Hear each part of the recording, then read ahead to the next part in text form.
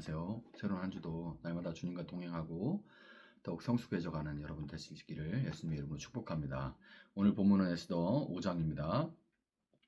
금식한 지 사흘째 되는 날에 에스더는 왕후의 예복을 입고 대궐 안뜰로 들어가서 대궐을 마주보고 섰다. 그때 왕은 어전 안에 왕좌에서 문 쪽을 바라보고 앉아 있었다. 왕이 에스더 왕후가 뜰에 서 있는 것을 사랑스러운 마음으로 바라보고 쥐고 있던 금규를 에스더에게 내밀자 에스더가 가까이 다가가서 그 귀의 끝에 손을 대었다. 왕이 그에게 말을 건네었다. 웬일이오? 에스더 왕후, 무슨 소청이라도 있소? 당신에게라면 나라의 절반이라도 떼어주겠소. 에스더가 말하였다. 임금님께서 허락하시면 내가 오늘 잔치를 차리고 임금님을 모시고 싶습니다. 하만과 함께 오시면 좋겠습니다. 왕은 곧 명령을 내렸다. 에스더의 말대로 하겠다. 곧 하만을 들라 하여라. 왕과 하만은 에스더가 베푼 잔치에 갔다. 함께 술을 마시다가 왕은 또다시 에스더에게 물었다. 당신의 간청이 무엇이오? 내가 들어주겠소. 당신의 소청이면 나라의 절반이라도 떼어주겠소. 에스더가 대답하였다. 내가 드릴 간구와 소청은 별것이 아닙니다. 내가 임금님께 은혜를 입게 되어 임금님께서 기꺼이 나의 간청을 들어주시고 나의 소청을 받아주시겠다면 나는 내일도 잔치를 차리고 두 분을 모시고 싶습니다. 임금님께서는 하만과 함께 오시기 바랍니다. 그때에 임금님의 분부대로 나의 소원을 임금님께 아뢰겠습니다. 그날 하만은 마음이 흐뭇하여 아주 즐거운 기분으로 대궐을 나섰다. 대궐 문을 지나는데 거기에서 문을 지키고 있는 모르드게는 일어나지도 않고 인사도 하지 않았다. 그것을 보고서 하만은 그만 화가 잔뜩 치밀어 올랐지만 꾹 참고 집으로 돌아갔다. 하만은 친구들과 자기 아내 세레스를 불러놓고 자기는 재산도 많고 아들도 많으며 왕이 여러모로 자기를 영화롭게 하여 주고 자기를 다른 대신들이나 신하들보다 더 높은 벼슬자리에 앉혔다면서 그들 앞에서 자랑하였다. 하만은 덧붙여서 말하였다. 그것뿐인 줄 아는가? 에스더 왕후께서 차린 잔치에 임금님과 함께 초대받은 사람은 나 하나밖에 없다네. 왕후께서는 내일도 임금님과 함께 오라고 나를 초대하셨다네. 그러나 대궐 문에서 근무하는 모르드게란 유다 녀석만 보면 이런 모든 것이 나에게 하나도 만족스럽지 않네. 그의 아내 세레스와 친구들이 하나같이 하만에게 말하였다. 높이 50자짜리 장대를 세우고 내일 아침에 그 자를 거기에 달도록 임금님께 말씀을 드리십시오. 그런 다음에 임금님을 모시고 잔치에 가서 즐기십시오. 하만은 그것이 참 좋은 생각이라고 여기고 곧 장대를 세우도록 하였다. 아멘. 자, 아말렉 사람 하만이 권력에 대한 탐욕과 교활한 술수로 거대 제국 페르시아의 군주인 아하수에로의 마음을 움직여서 유대인들을 전멸시키려고 하는 그런 사건이 벌어졌습니다.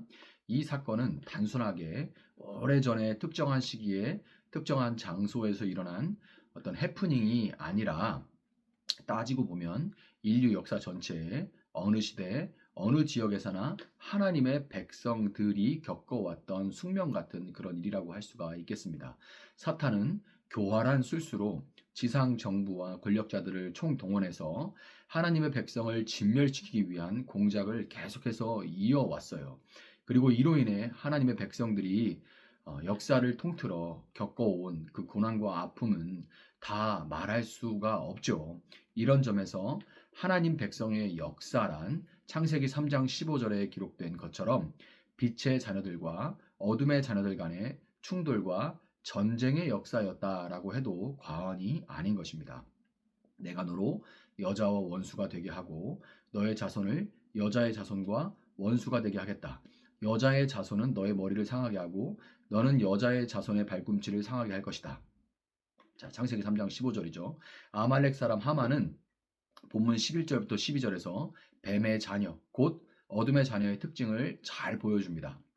자기는 재산도 많고 아들도 많으며 왕이 여러모로 자기를 영화롭게 하여 주고 자기를 다른 대신들이나 신하들보다 더 높은 벼슬 자리에 앉혔다면서 그들 앞에서 자랑하였다. 이렇게 나오죠. 자신의 높음과 자신의 영화로움을 자랑하는, 스스로 높여서 하나님과 같이 되려고 하는 전형적인 사탄의 특성을 보여줍니다.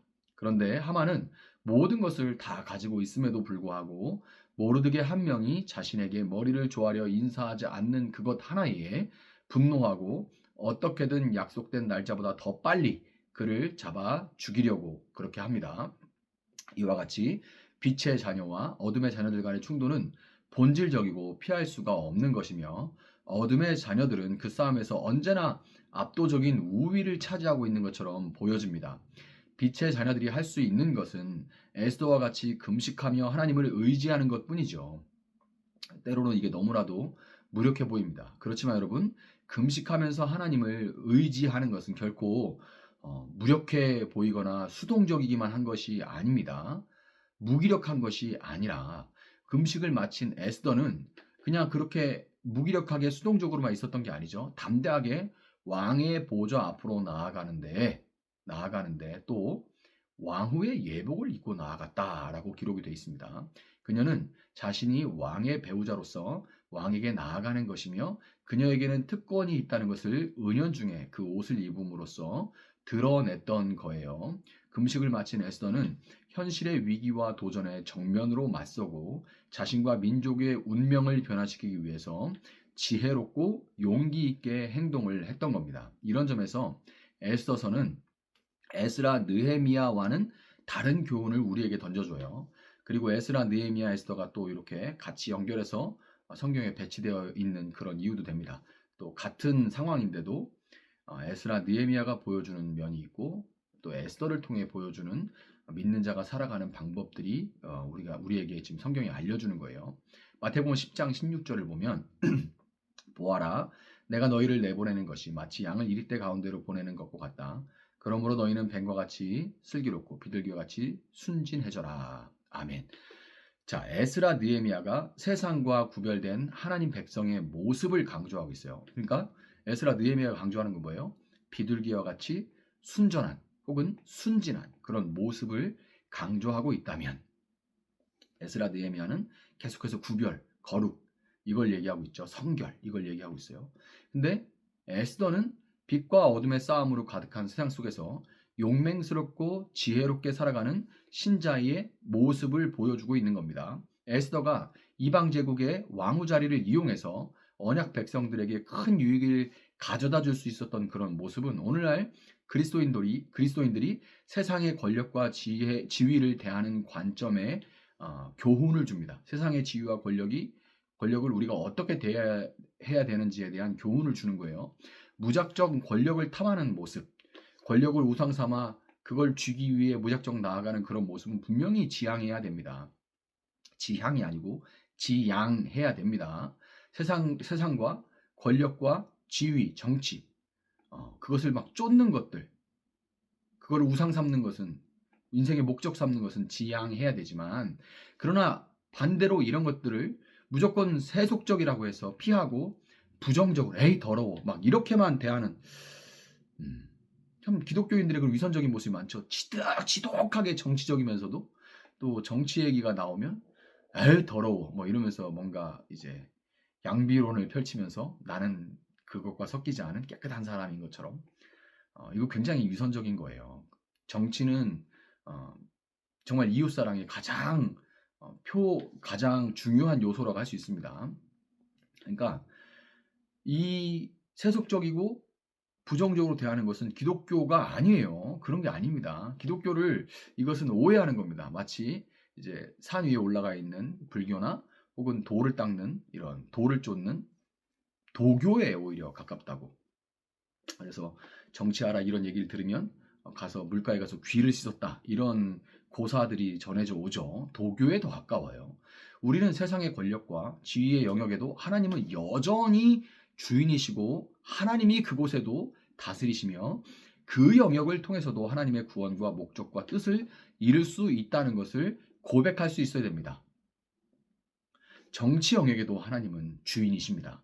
권력과 지위로 힘의 논리에 따라 어둠의 자녀들과 싸움을 하는 것이 아니라 그러다가는 똑같이 힘의 힘으로 맞서다가는 똑같이 어둠이 되겠죠. 정당한 권력과 지위로 선한 영향력, 하나님의 빛을 비추어 어둠을 밀어내고자 하는 비전을 품는 사람들이 우후죽순으로 일어날 수 있어야 돼요. 혼자서는 안 됩니다. 다 이곳저곳에서 우후죽순처럼 비온 뒤에 죽순이 쑥쑥 자라는 것처럼 우후죽순 일어나서 함께 그 비전을 품고 나아갈 수 있어야 돼요. 한편 금식을 마치고 왕 앞에 나간 에스더가 대뜸 왕의 신뢰를 얻고 있는 하만과 그가 한 일에 대해 고함으로써 강력한 충돌을 일으키기에 앞서서 먼저 잔치를 열어서 왕과 하만을 초청한 것은 무엇이 뱀처럼 지혜로운 것인지를 가장 잘 보여주는 모습입니다. 뱀처럼 지혜로워라. 그러면 이게 참 알아듣겠는데? 비둘기처럼 순결해라. 알아듣겠어. 근데 어떻게 비둘기처럼 순결하지? 느헤미야와 에스라를 보면 돼요. 뱀처럼 지혜로워라. 어떻게 하는 거지? 뭔가 알 것 같은데 너무 좀 추상적이야. 실제적이지가 않아. 좀 너무 구름 위에 있는 얘기 같아. 그러면 에스더를 보면 되는 겁니다. 딱 하만을 죽여주십시오 라고 하면 꽝 부딪히게 되는 거죠. 지금 왕이 가장 신뢰하는 사람인데. 근데 잔치를 베풀어요. 잔치를 베풀어요. 그래서 왕과 하만을 초청하고 또 잔치를 베풀고 그렇게 하죠. 무엇이 뱀처럼 지혜로운 것인지. 뱀은 강함이 아니라 유연함으로 사냥을 하는 짐승입니다. 그렇죠. 뱀은 강함이 아니라 유연함으로 사냥을 하는 짐승입니다. 에스더가 페르시아라는 제국이라는 거대한 세속의 권력 앞에서 유대인이라는 소수민족으로서 선택할 수 있는 최선의 행동을 한 거예요. 이와 마찬가지로 세상의 문화에 강대강으로 맞서기보다 호의와 환대, 나눔과 섬김이라는 유연한 기독교의 문화를 살아낼 수 있어야 하는 거예요. 이것이 기독교가 온 길입니다. 거대 제국 로마를 변화시키는 것도 기독교가 칼을 뽑아라 십자군 전쟁이다 해서 변화시킨 게 아니죠. 호의와 환대, 헌신 이런 것들을 통해서 부드러운 방법으로 사람이 적이 아니죠. 사탄의 세계를 무너뜨렸던 거예요. 에스더가 에스라 느헤미야에 이어진 것은 우리로 세상에서 비둘기같이 순결함과 동시에 뱀처럼 지혜로울 것을 가르치시기 위한 하나님의 뜻입니다. 비둘기같이 순결함에만 치중하다가 지혜로움을 놓치게 되고요. 막 세상에서 어떤 기술이나 뭐 재테크나 뭐 이런 것들은 막 그런 것들은 너무 세속적이야 막 이러면서 안 하고 그러다가 노후에 막 이렇게 그때가 더 하나님 원망하고 이런 것들은 좋지 않아요. 비둘같이 순결함만 치중하다가 지혜로움을 놓치게 되는 경우 많죠. 또 뱀처럼 지혜로울 것만 강조하다가 비둘기를 잡아먹는 뱀이 돼버리고 말 수 있습니다. 요 살얼음판을 우리는 지금 걷고 있어요. 이 뱀처럼 지혜롭고 비둘같이 순결한 요 사이에서 줄타기를 하면서 살아가는 것이 크리스찬의 모습입니다. 그래서 여러분은 에스더서를 특별히 지금 이 페르시아의 포로가 된 것 같은 이런 교회가 바벨론의 포로, 페르시아의 포로가 된 것처럼 세상에서 소수인 기독교가 점점점 소수이고 변두리화가 되어가고 있는 이때에 에스더서를 묵상함으로 세상에서 균형 잡힌 거룩하면서도 지혜롭고 순결한 그런 균형 잡힌 그리스도인으로 살아낼 수 있는 여러분들이 될 수 있기를 예수님의 이름으로 축복합니다. 잠시 기도하겠습니다. 사랑하시는 주님 감사합니다. 그 어느 때보다도 비둘기처럼 순결함이 필요한 그런 때입니다. 지금 세상에 음란하고 폭력적인 문화에서 우리를 구별하고 내 백성아 그곳에서 나와라 라고 말씀하시는 하나님의 말씀에 응답하여서 더러운 문화에서 죽음의 문화에서 우리가 나오고 구별해야 되는 것은 너무나 중요합니다. 그렇지만 하나님 마치 하나님이 다스리지 않는 곳이 있는 것처럼 나는 하나님보다 더 거룩한 것처럼